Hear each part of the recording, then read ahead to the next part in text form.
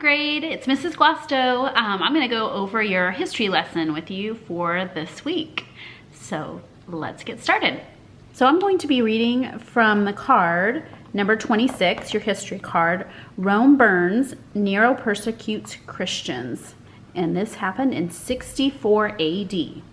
So Nero was 16 when he began to rule Rome. Up until this time, Christianity was tolerated along with the worship of pagan gods. However, Christians were beginning to be seen as a threat to the Roman Empire and as poor citizens because they would not worship anyone but their one and true God. Nero instituted the first full-scale persecution of Christians in 64 AD. In 64 AD, a fire destroyed Rome. First, it was said that Nero started the fires. Then, Christians were accused of having started the fires. This accusation led to widespread execution of the Christians.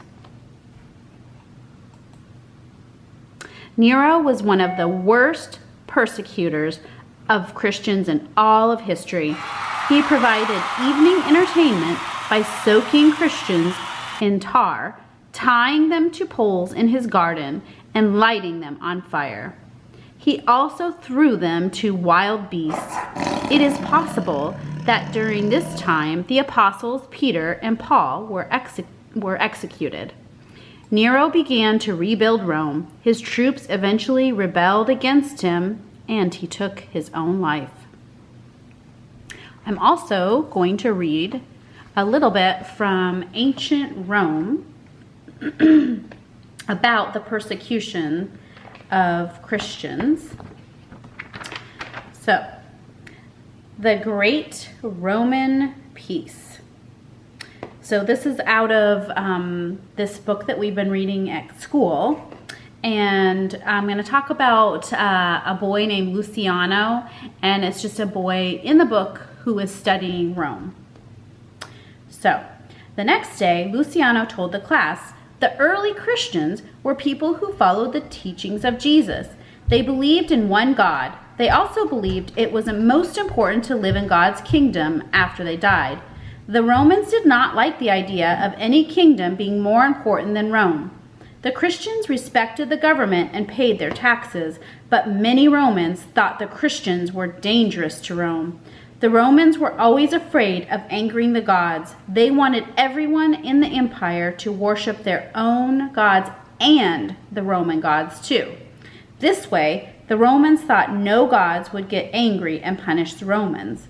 The Romans thought the Christians were reckless. The Christians worshipped only one God. They would not worship other gods. The Romans thought the Christians were taking a chance of angering the other gods and getting the whole human race in trouble. The teacher smiled brightly and said, "Thank you, Luciano.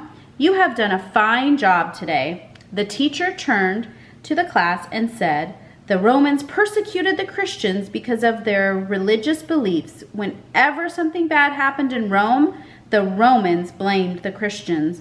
For example, there was a terrible fire in AD 64. Large areas of Rome were destroyed. The Emperor Nero blamed the Christians, but Nero was a very selfish man. According to an old story, he cared so little about Rome that he strummed the strings of a musical instrument called a lyre while the city burned. Today we have the expression fiddling while Rome burns. It means paying no attention to great disasters taking place around you. At times the Christians were treated as criminals. They were put in prison or killed for not worshiping the Roman gods.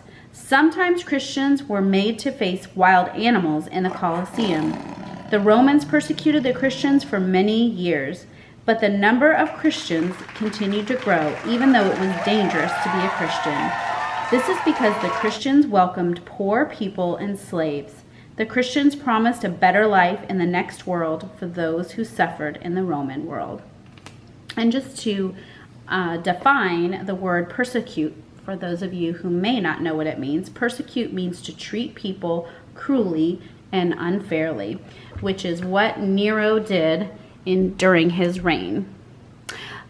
Thank you, third graders, and I hope you learned a lot about Nero and his reign and his persecution of Christians. I'll see you next time. Bye.